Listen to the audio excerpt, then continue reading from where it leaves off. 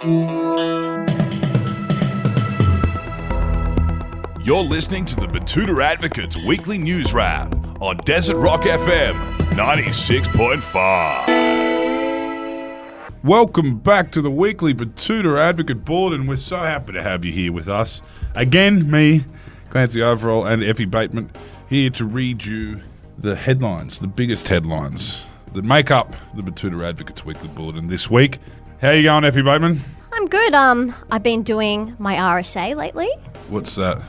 Responsible service of alcohol. You're doing that again? Yeah. So it's taken me a few goes, but I think I might have gotten it now. Planning to, maybe get a weekend bar job. I'm thinking, the French Quarter's night spot? Yes. Yeah, so my ex-boyfriend likes going there. So I'm thinking, next time he goes there to order... I thought this was all about boys, yes. Yeah. Next time he comes in and he wants to order a couple of VCRs, he's going to have to take them from me. That sounds very healthy. I think so. Yeah. But no, good luck to you. And good luck to you maintaining that RSA. Yeah. I know you in the live music venues and hospitality venues around this town, you're often asked to violate the RSA as an employee. What about you? What are you doing for the weekend? Not much. I'm thinking I might do an infrared sauna. I've seen a lot of stuff about that on TikTok, about how apparently you can cure a whole range of illnesses. And also I've been drinking chlorophyll. So, is that the green stuff? Yeah, the green water. Apparently it's like a natural steroid, I'm being told. So that's going to work well with my weightlifting. Yeah. Amongst all the other very real steroids I've been taking in the shape of clenbuterol, Tren. I've been on that recently. And I'm also on all the pre-workout and protein supplements. Yeah. So, that's basically what I've been getting up to. Are you into nootropics? I hear that's a bit of a thing. Yeah, I try a little bit of that. Isogenics I was big on for a while. Yeah. That's just the key to getting fit is buying all the things that they tell you to buy in the gym. Anyway, what's up in the news this week? Well, starting off, and Mecca Cosmetics have released a tutorial for how to perfect those Smokey Reece Walsh eyes. Yes, in a sign that finals footy fever really did sweep the nation, Australian beauty powerhouse Mecca Cosmetics last week launched an exciting new range of products and tutorials just in time for the NRL Grand Final.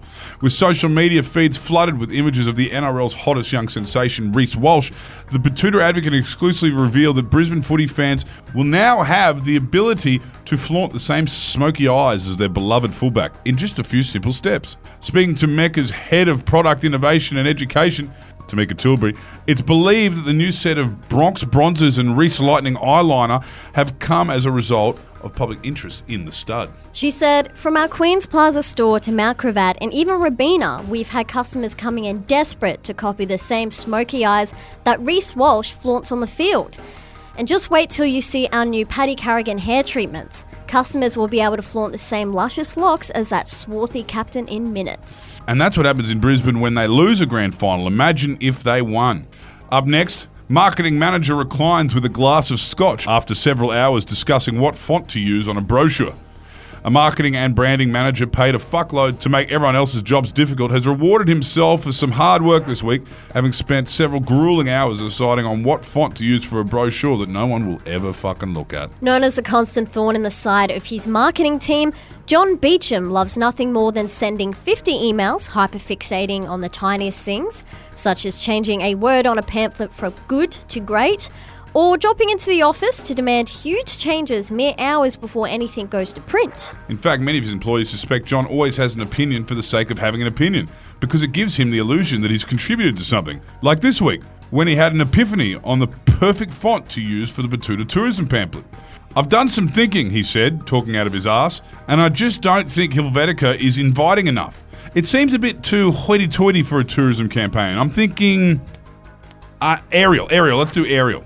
And now to the suburbs. A local young couple have decided to try the rental market on hard mode by getting a dog. Yes, as the housing crunch continues to trouble our cosmopolitan desert community, a young couple has decided to make life much harder for themselves by getting a dog. While having a dog doesn't disqualify you from applying for a rental property in the Diamantina Shire Council area, any potential landlord can choose not to offer a lease and may look more favourably on applicants who don't have one. Penelope Cello and Rob Bent made the snap decision to get a rescue dog one morning in 2022 and haven't looked back. Even after Frisbee, their juvenile dog of mixed origin, ate a sickly neighbour's cat and needed thousands of dollars worth of treatment from some highwayman of a veterinarian in the French Quarter. It took us about 5 years to save up 50 grand, said Penelope, a cafe manager. We've been set back about a year to 18 months now because of Frisbee eating that cat. Between you and me, I was sad, but ultimately ready to say goodbye when the vet gave us that quote. But before I could even open my mouth, Rob was putting his pin in the FBOS machine at the front desk. We've applied to about 30 places and heard nothing back from any of them.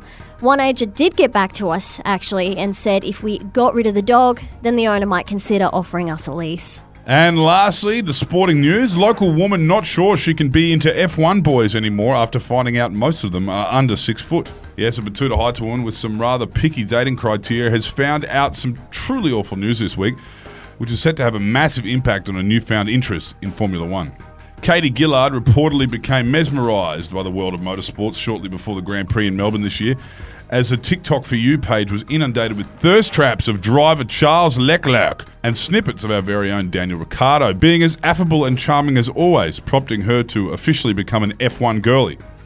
Now, with Fernando Alonso, Lewis Hamilton and Carlos Sainz added to her list, Caitlin can't believe it's taken her this long to become interested in a sport filled with hot, rich European men who drive expensive cars.